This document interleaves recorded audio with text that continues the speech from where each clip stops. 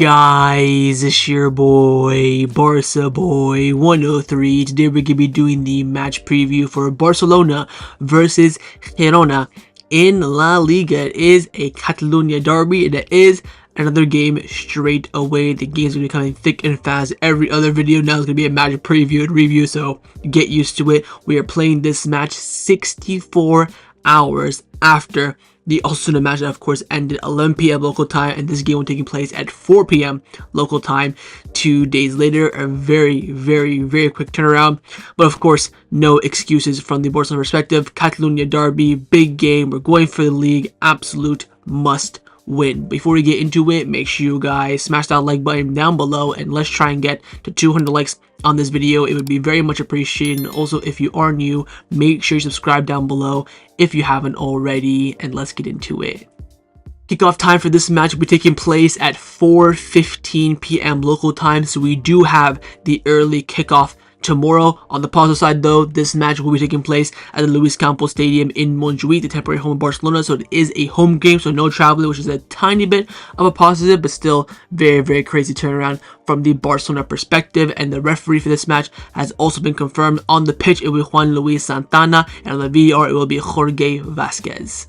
Let's start off by taking a look at the league table, where Barcelona are currently sat top of La Liga on 63 points. After playing 28 matches, we have 20 wins, 3 draws, 5 losses. Those last 5 games in the league looking absolutely sexy, 5 out of 5 wins. We are now into the final 10 matches of La Liga, and here's a stat for you. When Barcelona have been leading the league in La Liga with 10 games left with a minimum 2-point lead, they have never lost the league. Of course, now we have 3 points, so we do fit under the criteria. Of course, second place Real Madrid on 60 points after playing 28 games. They have 18 wins, 6 draws, 4 losses. Their last 5 games is 3 wins, 1 loss, 1 draw. Atletico on 56 points after playing 28 games. They have 16 wins, 8 draws, and 4 losses. Their last 5, 2 losses, 2 wins, and a draw. So almost we have of course 11-point lead ahead of 4th place, so that cushion against Athletic Club is back. Remember, that cushion was very short, only 3 points at 1 point, so having that back to 11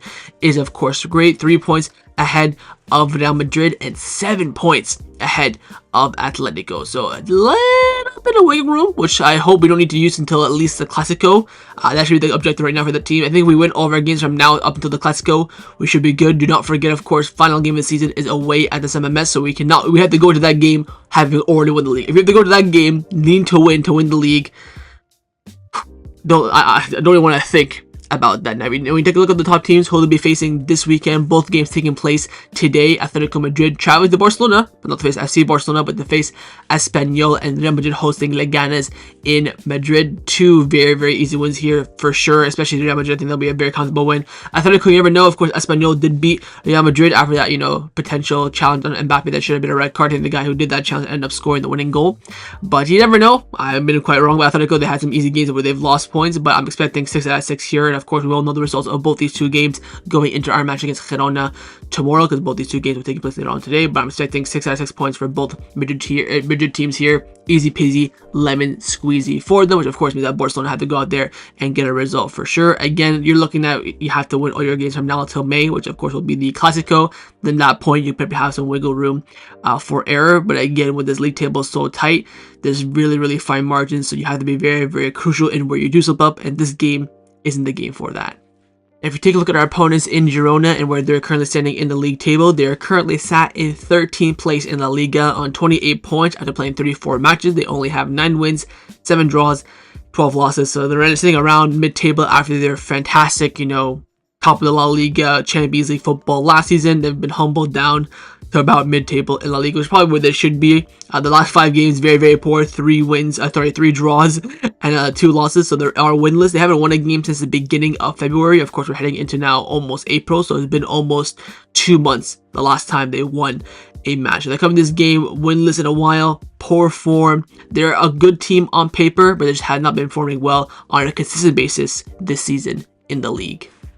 Let's now take a look at our opponents in Girona. Of course, Girona, that friendly neighbor down the road where there is a bit of a rivalry, but there is a bit of respect as well. Of course, they had a great, surprise underdog season last season, but this season they haven't done too well after selling a lot of those players from that success, losing Eric Garcia, Dove, Big Alex Garcia. The list goes on and on. Of course, this will be the second match we played in the season. The first match ended in a thumping 4-1 Barcelona win, and it took place right after the September international break. You see that lineup for Barcelona as well. Very, very strong team. That our strongest back five, of course, taking away Ter Stegen, who's out for the season. Casado in the midfield, Olmo, Pedri in the 8. Basically, our strongest team apart from Frankie and Chesney. So that was that good of a team. Absolutely fantastic performance. Of course, Lamine Yamal, Brace, Olmo got his goal as well. It was 2 for 2. Pedri, I think, ran the keeper and scored. I think they scored a consolation goal near the end.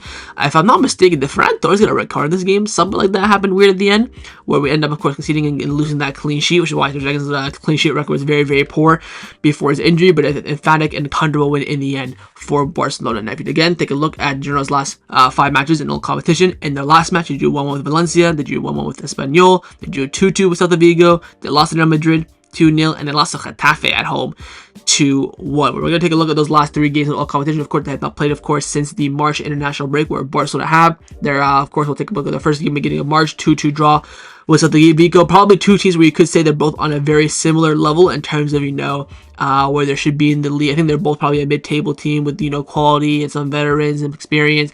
And we saw that in this game. Of course, Girona lined up in a 3-4-3 a lot of the times this season, using their wing backs in Arnau Martinez and Michel Gutierrez. Their front two, of course, of Siankov and Gil, who are, of course, their main providers. Adel Ruiz, former Barcelona player. He's been out injured for quite some time, so they had to use a reserve striker. In the end, it was quite a cagey game where young Hal Herrera, one of their successful players from last season, who ended up still staying a year later after the success, was of course coming up big in this game with a goal and an assist. Same with, of course, Siankov as well. A very tight game, which we could say on paper both teams are probably looking at are very, very even, so a draw looks like a fair result. We're probably edging it more to Girona, mainly them being the home team and having more of the possession and still dominating a lot of the face of play, but couldn't get over the line and still conceded 2 goals at home as well. Next matchup is the 1-1 against Espanyol. Of course, this is a Catalonia derby as well. We both very hate Espanyol with a passion. Espanyol actually winning for a lot of the time in this game. I think it took a Sawani header in like the 88th minute to salvage Girona a draw. Again, very much your typical case of one team dominating, the other team nicking a goal and just sitting back and trying to soak in and bank on that one goal being the result. In the end, Espanyol played for a draw. They got a draw, but they could have gotten a win.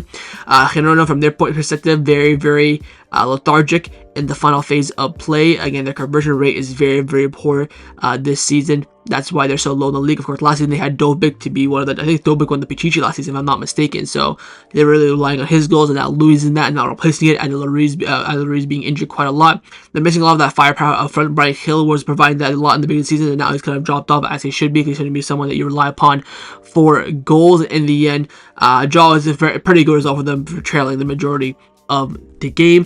Final match in all competition was a 1-1 draw with Valencia at home. Again, probably 2 teams where I say on paper are the same, bit of the same level, but I would definitely edge it to Girona. And again, this match very, very difficult for them as well here, where they cannot salvage a win. We saw the manager change it up a little bit here, having Ivan Martin play as the 10 and having Dan Juma and Siankov as the wingers, as opposed to maybe Brian Hill, and that was still not good enough for them to get a higher conversion rate. They're very, very poor in front of goals Girona this season. I think they're one of the more low-scoring teams in La Liga, and you can see that in these results as well. Whether it be the 2-1 loss to Getafe, the 2-0, of course, against Real Madrid, they feel. I think they defend and keep possession quite well, but just in that final third where you depend on the individual players, individual talents. Again, sometimes they're on it, like we saw with Siankov with that 2 goal and assist in the the 3-3, the 2-2 Celta Vigo game. But in these kind of games when they're not on it, they really, really do lack for goals, and that's one of their main weak points this season. So overall, final thoughts on Girona. I would say, of course, they're a decent team. It's a derby as well. You should not take away from a lot of those players that have been linked with Barcelona. They are very well managed by their manager, Michel, who is, of course, a big, big name locally to be in the running as the new Barcelona coach last season instead of Hansi Flick. Of course, I was on the channel being very adamant. Yes, he's had one good season. We cannot give him the Barcelona job based on one good season. Looks like I was on the brighter side of that, but a lot of you guys in the comments are saying that you wanted Michel. And again, I still think he's a pretty good manager. I think it would be very nice to see him, take that step up and maybe, manage Athletic Club or Sociedad at Villarreal, there's that one level above Girona, and see how he does. But he still has Girona, has been loyal to them, he's been with them for a few years, brought them to the highest of highs in the Champions League, and now he's kind of ride down with them being a mid-table team. Now in terms of players to look out for, there is of course quite a few players that we mentioned off. Probably because Inigo in goal, great player. David Lopez, who played for Espanyol as well, he hates Barcelona. Miguel Guedes, the former Madrid player as well. Artur, former Barcelona player. Oye Romeu, former Barcelona player. Adela Ruiz, apparently he's trying very, very hard to be fit for this game. Jan Juma, Brian Hill on the wings, dangerous options. Siankov, these are all good players. We're seeing that how they are based on the season. The issue is just in front of goal. They lack Yankel Herrera in midfield as well, Daily Blind as well. It's still a very good team, but they are weak in that midfield, which is why Barcelona can be making some good money on this game, because do not forget, Oye Romeu, who is currently on loan from Barcelona to Girona, does have a fear clause in his contract on loan. Langlet with Atletico does not, but Romeu does. In the event that Girona do play him and use him against Barcelona, they have to pay an extra 300,000 euros, and apparently Girona are considering that for this game. Franco Rasen Sport came out saying that due to absence in midfield, Girona are considering paying Barcelona 300k to remove the fear clause fee so that Oye Romeu, who is on loan for Barcelona, can play against his parent club. So looks like potentially Girona could be using that money to go and be able to use Romeu. So they're basically playing, trying to be, pay 300,000 euros to at least compete in this game. It'd be fun if you actually battered them with Romeu in the midfield, win 300k extra and get the 3 points. But wait and see what they do decide. In the end, they might just say, we're very it's gonna be very hard for us to win, so might as well just save the money. They may think that last second, but they are thinking about paying that fee to use Romeu. So keep an eye on that. If you do see Romeu playing the game on the bench in the line, I think if he's even on the bench, they had to play it as well. I don't know if it has to be. I don't know the simulation that he has to be on the pitch. So keep your eyes on that. Romeu involved, extra 300k in the pockets of Barcelona in this game. But a team that should not be taken lightly. Again, I think it's still a great team. They defend well. Their transition is very good. Just in the final third, and in this game, if they're on it, which again it tends to be very much with the top teams, when the lesser teams face the top teams, they tend to be on it. So keep your eyes on them. If they are critical, they can cause serious problems to Barcelona, especially after us being tired post international break or to playing a game as well. Now, a very quick update on our previous match against Osasuna, where Osasuna have officially filed a complaint against the Federation due to Inigo Martinez participation in that match. They feel like Inigo Martinez was, of course, participating illegally. They think that he shouldn't have not played this game. Of course, if they do seem to be correct, they will be taking the 3 points, and it will be removing the 3 points from Barcelona, which of course means we'll be even on points with Real Madrid. They officially filed their appeal on time yesterday, but sources inside Barcelona are still very, very confident that this appeal will not go far. Mundo Deportivo came out saying that Inigo Martinez is eligible to play for Barcelona against Osasuna is supported by FIFA regulations and the RFEF general regulation, which state that the player's international release period is not extended if they are injured while on international duty. Fernando Polo came out saying that there's calm around Barcelona about the situation, but an improper lineup because of Inigo. The club issued a medical report explaining that he was suffering from his injury, and spoke with the federation, which accepted the report and released Inigo from the call-up 12 days ago. Romero also came out saying that trusted sources say there's no chance it'll succeed, and Barcelona remains calm. So we're gonna wait and see. I think the court hearing is gonna be at some point next week on Monday, I feel like. So I'll wait and see what happens. Again, it's not a shut-in case quite yet. Again, hopefully Barcelona are right here, but I feel like since Osasuna are following this, I feel like they have a good case. They wouldn't be wasting their time, money, resources if they don't think they had a good case. Apparently Osasuna were waiting for Barcelona to use Inigo, then they didn't really care about the game afterwards. They wanted to, just use this appeal and use this lawsuit straight up. So we'll see. The lawyers around Barcelona, we've seen Tony Freya, who of course former candidate of the presidential regime, and also sports lawyers saying that, there's no chance. Other sports lawyers as well I'm seeing saying there's no chance. But again, you never know. So we'll wait and see. Hopefully we are right, and hopefully we just, get the 3 points and move on. But still a situation that's still ongoing, and no 100% guaranteed answer quite yet, but looking positive on the side of Barcelona. Let's now get into the lineup prediction. We're going to start with the manager, of course, Hansi Flick. I'm going to try my best to predict this lineup. I think it will be very, very difficult to predict. We don't know what he's going to do. Full rotation, some rotation, go full strength. I think Hansi Flick will pick this lineup on the screen right now, with Szczesny in goal, a back four of Kounde, Kubarsi, Inigo Martinez, and Alejandro Balde, midfield three of De Jong, Pedri, and Fermin Lopez, front three of Lamine Yamal, Lewandowski, and Raphinha. Pretty much this is our full strength team going forward. You could maybe argue Pedri in the 10 or Gavi in the 10. But this is basically us full strength. I think Flick's thought process is full strength against Girona, full strength against Atletico Madrid in the cup midweek, rest against Betis, full strength against Dortmund, rest against Leganes, full strength against Dortmund again. That's what I think Flick is going to do. Of course, if you look at this lineup compared to the last lineup, Ferran Torres is rested, Dani Olmo is injured, Eric Garcia is on the bench. So technically from the last lineup to this lineup, there was 3 changes. So that's maybe how Flick sees it, which I've seen him do a lot this season, where he's kind of made some tinks with the team and then calls it rest. So he does that a lot. So I feel like Flick's going to pick a very, very strong team. Of course, it could be Gavi in the 10. I just think that Fermin Lopez probably suits his game more in the 10. That's why I think Flick will go with him. Of course, Barca coming back in the team. De Jong getting the green light after that bit of a niggle. Rafa coming back in the team after his South American Brazil hiatus, which was, of course, quite crazy. So I think he'll go basically full strength, maybe barring Gavi or Fermin Lopez in the 10. But of course, in the comments down below, let me know what you think Flick will go with. Now I'm going to show you guys my lineup, what I would do if I was the Barcelona coach. Of course, I have made a few changes to Flick's lineup. I have gone with this lineup on the screen right now with Szczesny in goal, a back 4 of Kounde, Araujo, Kubarsi, Alejandro Balde, midfield 3 of Eric Garcia, Gavi, and Fermin Lopez, front 3 Ferran Torres, Lewandowski, and Rafa. So in the defense, I want to rest, of course, Inigo. Of course, he's coming off the back injury. I don't want to, rinse him right now. I'm kind of saving him for those later games, Dortmund and Atletico. Got both fullbacks. I would have, of course, liked to bring in Hector forward, but I'm being a bit realistic here. Midfield, I rest Pedri. Probably thinking, oh, Pedri needs to play, blah, blah, blah. I understand that. He will get played. Atletico, Betis, Dortmund, Leganes, Betis, Dortmund. He'll play all those games 90 minutes. No problem for me. So I really want to rest him in this game, of course, after the back of that Osasuna game being so quickly.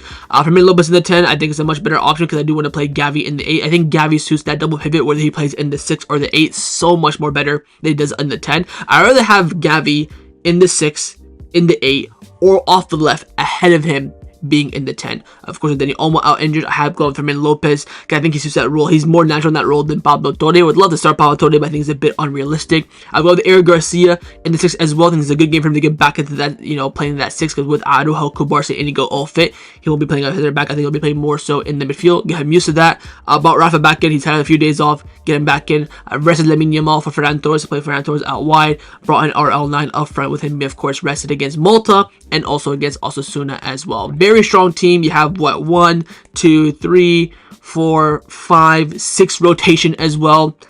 Happy days in my book. I think this is the perfect team to play for this game. If you want to maybe argue Pedri for Fermin, then switch and put Gavi the 10, I will comply. I think this is a very balanced team, a very strong team, and most importantly, a rotated team as well. But of course, in the comments down below, let me know if you'd rather pick my lineup or Flick's lineup.